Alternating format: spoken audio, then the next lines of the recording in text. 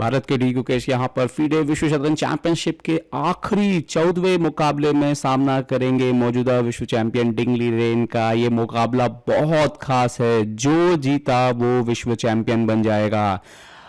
बैठते हुए अपनी कुर्सी को सेटल करते हुए यहाँ पर डी गुकेश, बढ़त ले ली थी उन्होंने 11वें राउंड में, लेकिन 12वां मुकाबला वो हारे। 13वें में उन्होंने फिर से ताकत लगाई यहाँ पर जीतने के लिए, और लेकिन 13वां मुकाबला भी नहीं जीत पाए वो। डिंग ने डिफेंड कर लिया, और अब है आखिरी दाव, और ये दाव काले मोहरों से खेलना होगा, जो कि शतरंज में उतना बेहतरीन नहीं माना जाता है सफ़ेद के मुकाबले। लेकिन यहाँ पर डिंग लीरेन आते हुए हाथ मिला लिए हैं दोनों खिलाड़ियों ने यहाँ पर। अब देखते हैं कि अगली चाल यहाँ पर क्या होगी, मतलब पहली चाल क्या होगी डिंग लीरेन की। डिंग लीरेन E4 खेलेंगे, D4 खेलेंगे, C4 खेलेंगे, नाइट F3 खेलेंगे, क्या खेलेंगे यहाँ पर।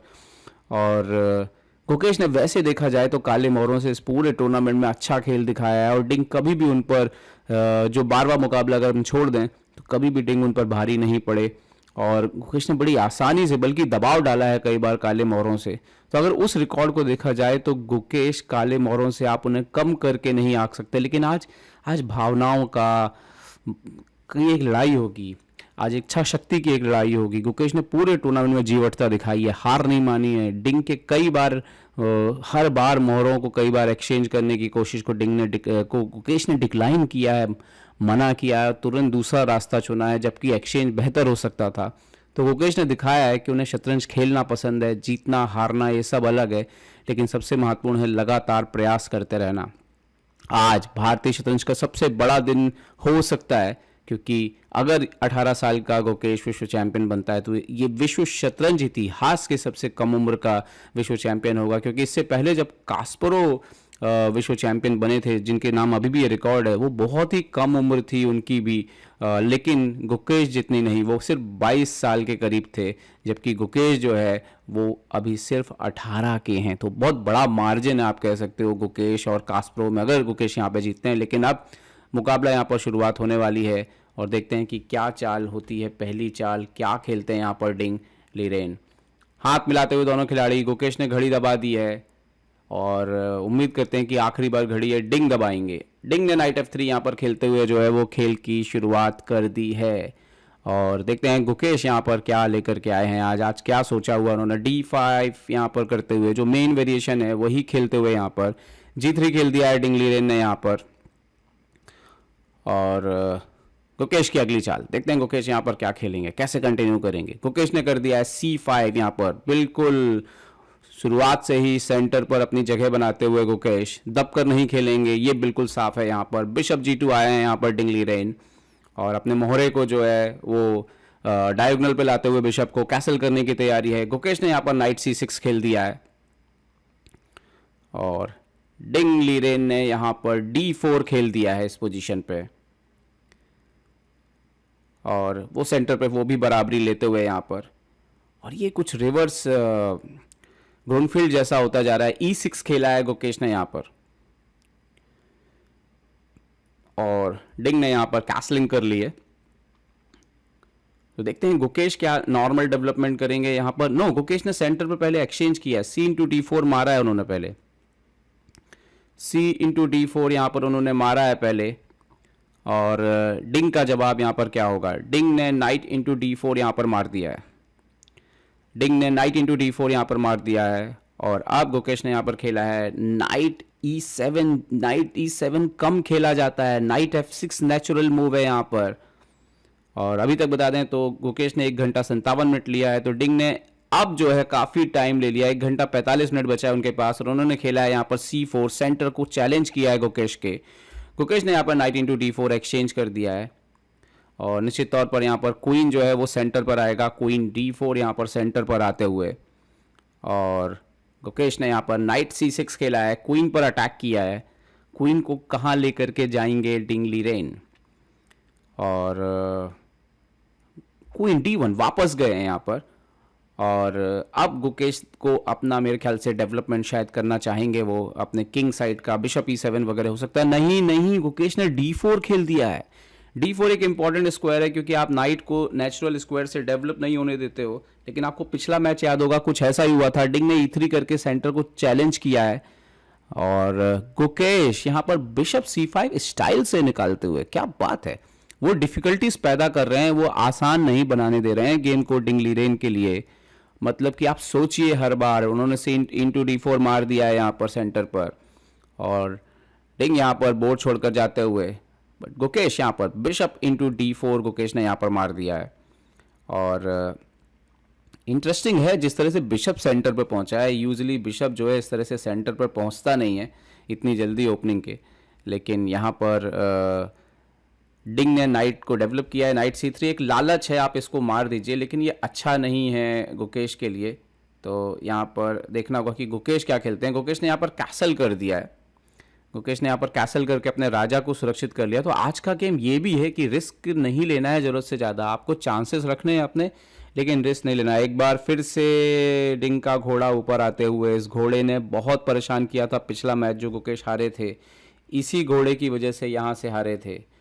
गुकेश ने अपने बिशप को पीछे खींच लिया है, हालांकि उनके पास ऑप्शन था पॉन से सपोर्ट लगाने का, लेकिन नाइट D4 से बिशप जाता जो कि उतने अच्छी पोजीशन नहीं आती, भले ही पास पॉन मिलता, और गुकेश ने यहाँ पे सही निर्णय लिया है। इस गेम में संतुलन बनाए रखना बहुत ज़रूरी है, भावनाओं का अननेसेसरली जो है वो रिस्क नहीं लेना है। यहाँ पर देखते हैं डिंग अब अगली चाल क्या चलते हैं। दोनों खिलाड़ी कई बार अपनी कुर्सी छोड़ के बोर्ड के आसपास ही टहलते हैं क्योंकि भावनाएं आसान नहीं है। यहाँ पर आप देखिए, एक बार वो उठ के गए, फिर ये वो एक्चुअली में कई बार बहुत आसपास ही होते हैं क्योंकि भावनाएं संभालना आखिरी राउंड में बहुत मुश्किल होता है B3। क्योंकि बाकी किसी स्पोर्ट्स की आप बात करें, अगर B3 यहाँ पर किया है डिंग ने, क्योंकि बाकी स्पोर्ट्स में आप चलते फिरते रहते हो, फिजिकल स्पोर्ट्स में, तो आपका वो जो हल्का सा भी जो आपका टेंशन होता है वो रिलीज होता रहता है। यहाँ पर चेस में ऐसा नहीं होता है। A6 किया है, नाइट पर चुनौती दी है, देखते हैं नाइट को डिंग कहाँ पे वापस लेते हैं। नाइट को C3 पे वापस लिया है डिंग ने, और हालांकि डिंग यहाँ पे क्वीन एक्सचेंज कर सकते थे, लेकिन वो उनके लिए अच्छा नहीं होता क्योंकि गुकेश को ओपन फाइल मिलती है यहाँ पर। बिशप D4, एक बार फिर से गुकेश ने इस घोड़े से सवाल पूछा है कि भाई इसमें प्रॉब्लम है, आप क्या करेंगे। डिंग ने यहाँ पर खेल दिया है बिशप B2, सपोर्ट लगाया है, और अब गुकेश को ये भी चिंता करनी थी कि ये बिशप कैसे काम करेगा। गुकेश ने यहाँ पर E5 करके D4 के बिशप को सपोर्ट लगाते हुए अपने दूसरे बिशप को भी खेल में ले आया है। डिंग ने क्वीन D2 खेल के अपने दोनों हाथियों को यहाँ पर सपोर्ट लगाया है, सहयोग में लिया है, पीछे से हाथी आने की तैयारी है। अब यहाँ पर गुकेश बिशप E6 निकलते हुए उनका दूसरा जो बिशप, सारे मोहरे अब गुकेश के लगभग खेल में आ गए हैं अगर हम बात करें तो। और यहाँ पर नाइट आता हुआ D5, नाइट D5, ये काफ़ी स्ट्रॉन्ग पीस है जो ऊपर की तरफ आया, जो कि हम बार बार बोलते हैं कि डिंग जो है, आज डिंग अगर हम देखें तो थोड़ा ज़्यादा अनकंफर्टेबल वो भी लग रहा है। और गुकेश ने यहाँ पे B5 खेल दिया है, ये काफ़ी अग्रेसिव चाल है, और इसका मतलब साफ है गुकेश चांसेस अपने जिंदा रखना चाहते हैं। वो नहीं चाहते आज की भाई आज बहुत जल्दी जो है खेल ड्रॉ हो जाए। और आज जितनी बार ये खिलाड़ी अपनी कुर्सी छोड़ रहे हैं उससे ही समझ में आ रहा है कि कितना टेंशन है चारों तरफ माहौल में। C/B5, और गुकेश यहाँ पर आते हुए, और अभी तक अगर हम देखें तो गुकेश ने तेज शतरंज खेली है। A/B5, डिंग के पास 48 मिनट हैं, गुकेश के पास 1 घंटा 12 मिनट है यहाँ पर। और नाइट जाता हुआ F4 पर, डिंग एक्सचेंज चाहते हैं, जितना ज़्यादा आप एक्सचेंज करें डिंग खुश हैं उसमें।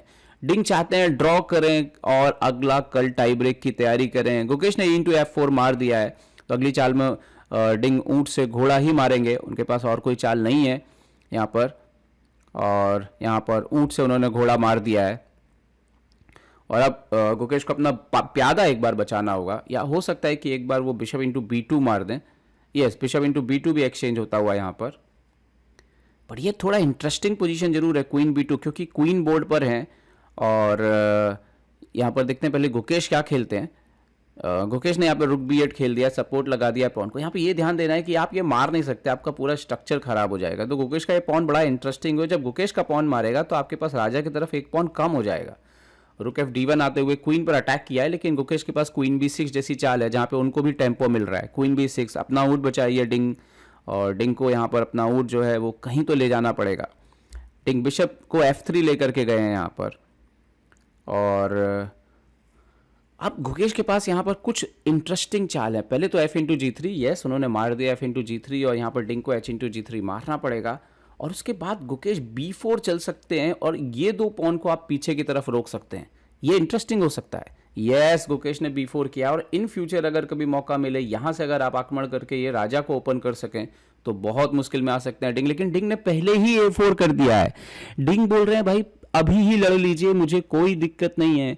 और ये बहुत इंटरेस्टिंग है क्योंकि इससे उनके दोनों प्यादे जा सकते हैं एक प्यादे के बदले। बी ए थ्री और रुक ए थ्री, और वाओ वाओ वाओ, तो यहाँ पर हम देख सकते हैं कि खेल रोचक हो रहा है। डिंग रिस्क ले रहे हैं, और गुकेश ने यहाँ पर जो पोजीशन आई है यहाँ पर रुक इनटू ए थ्री, और गुकेश ने यहाँ पर शायद जी सिक्स जो है वो खेल दिया है यहाँ पे बोर्ड पर, जी सिक्स आता हुआ बोर्ड पर।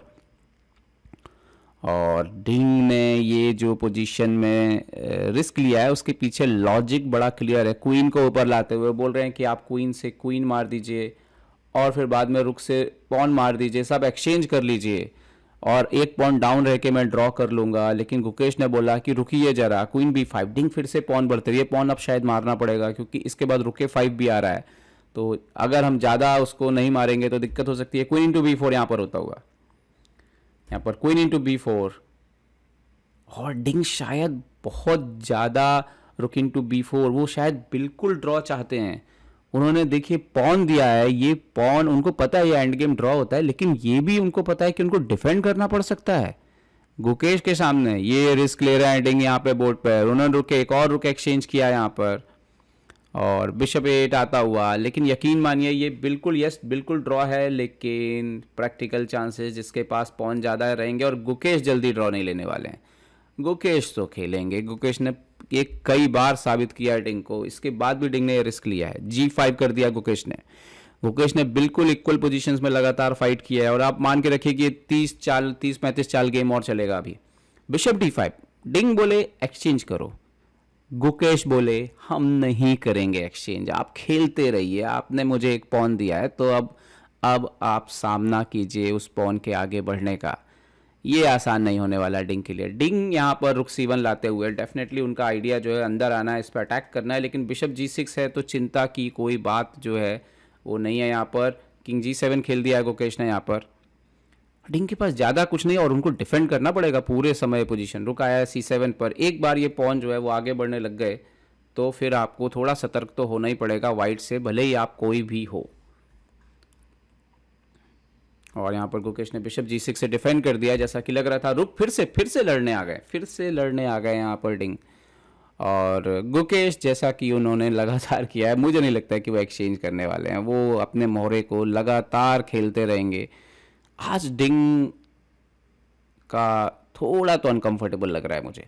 रुक B1 यहाँ पर चेक आता हुआ, और पूरी दुनिया ये कह रही है कि टाई ब्रेक में डिंग फेवरेट होंगे, और शायद ये बात डिंग की टीम जानती है। शुरुआत से डिंग की रणनीति यही रही है किंग G2 आते हुए चेक के बाद कि मैचेस को बराबर रखें तो कोई समस्या नहीं है, वो टाई ब्रेक में ही जाना चाहते हैं।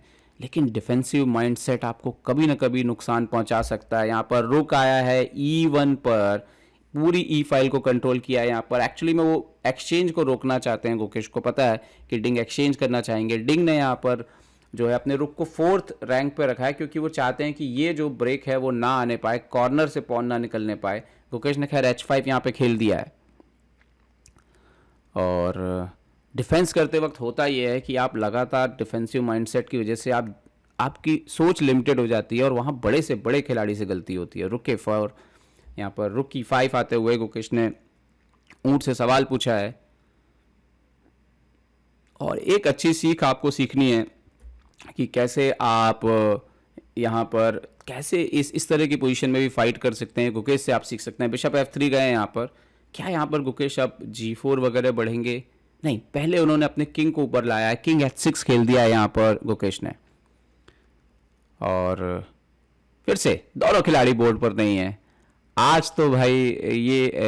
ये बहुत एक ऐसा तो इस पूरे टूर्नामेंट में बहुत ही कम देखा गया है। यहाँ पर डिंग वापस जाते हुए किंग G1 पर, और क्या अब गुकेश यहाँ पर कुछ बदलाव करने की कोशिश करेंगे? गुकेश ने यहाँ पे रुक E6 खेला है। आइडिया राजा को किसी भी तरह की चेक से दूर रखना है उनको, क्योंकि वो शायद अपना एक और पॉन भी आगे बढ़ना चाहते हैं यहाँ पर। और यहाँ पर रुक C4, वो 4th रैंक को मेंटेन कर रहे हैं यहाँ पर डिंगली रेन।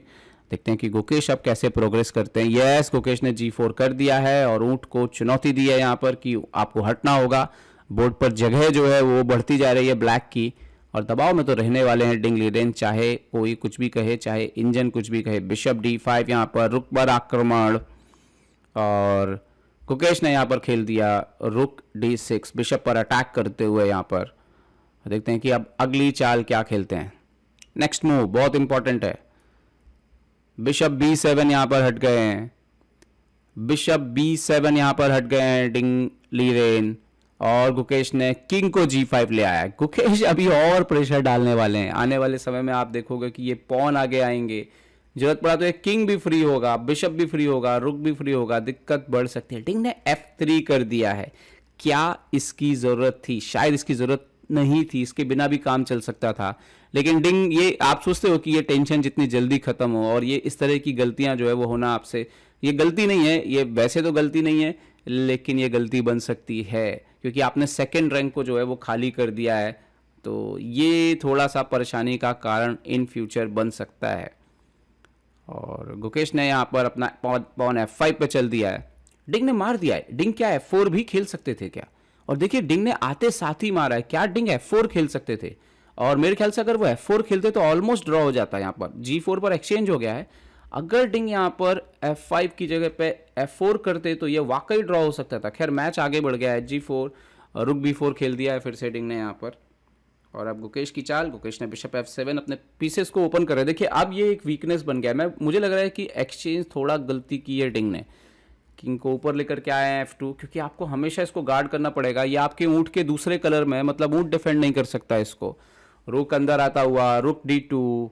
यहाँ पर डिंग थोड़ा तो गड़बड़ हो रहे हैं अब, क्योंकि अब उनका राजा यहाँ पर प्रेशर में है। किंग G1, राजा कट ऑफ हो चुका है। G3 पे एक वीकनेस है, और कभी अगर ये किंग ऊपर आ गया तो बहुत दिक्कत हो सकती है। और यहाँ पर किंग को F6, वो गुकेश ने अपना आइडिया लगाना शुरू कर दिया। भैया मैं तो प्रेशर डालने वाला हूँ आपके ऊपर, देखते हैं आप क्या खेलते हैं। यहाँ पर रुक B6 चेक आता हुआ राजा के ऊपर। गुकेश की अगली चाल बहुत ज़्यादा महत्वपूर्ण होने वाली है। किंग G5 गए हैं इस बार, अभी शायद शेल्टर नहीं था तो इसीलिए पीछे आए हैं। रुक वापस B4 गया है। यहाँ पे शायद एक बार शेल्टर बनाएंगे, पहले शायद बिशप को बीच में रखें। ये बिशप E6, ताकि वो चेक ना आए उनको निकलते साथ ही, और अंदर ना जाने का मौका मिल जाए रुक को। तो रुक को A4 खेला है, और देखते हैं यहाँ पर गुकेश की अगली चाल क्या आती है। ये रुक B2, वो रुक B2 आ गया। ओके, मैं पूछ रहा था कि एक बार ऊंट से भी आप सवाल पूछ सकते हैं, क्योंकि कहीं भी गलती हो सकती है सामने वाले से। ओके, बिशप 8, ये थोड़ा डेंजरस जगह है भाई, ये ट्रैप होने वाली जगह है, एकदम कोने पे जाना ऊंट को लेकर के। गुकेश ने किंग F6 खेल दिया यहाँ पर, और देखते हैं डिंग रुक F4 आते हुए, और देखते हैं कि गुकेश यहाँ पर क्या खेलेंगे। देखिए जी बटता, आप बस कोशिश करते रहिए, आपको मौका कभी ना कभी मिलने के चांसेस रहेंगे। किंग E5 आया यहाँ पर, और यहाँ पर देखते हैं कि अगली चाल डिंग क्या खेलते हैं। ओ ये तो बड़ी ब्लंडर लग रही है। रुक F2, ये क्या चला है डिंग ने?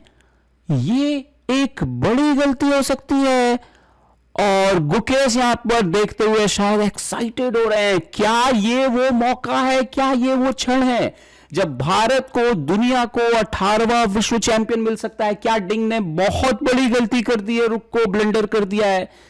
ओहो यस, गुकेश को रियलाइज हो रहा है, यहां पर गुकेश को ये बात दिख रही है। क्या बात है, अगर गुकेश ये मैच जीतेंगे तो इसी क्षण विश्व चैंपियन बन जाएंगे, इसी क्षण वो जो है। और गुकेश ने रुक इंटू F2 मार दिया है यहां पर। ओहो डिंग ने क्या गलती कर दी यहां पर। किंग F2 मारा, गुकेश ने बिशप को एक्सचेंज कर दिया, और ये बिशप ट्रैप हो गया। ये कहीं और होता तो मैच चलता।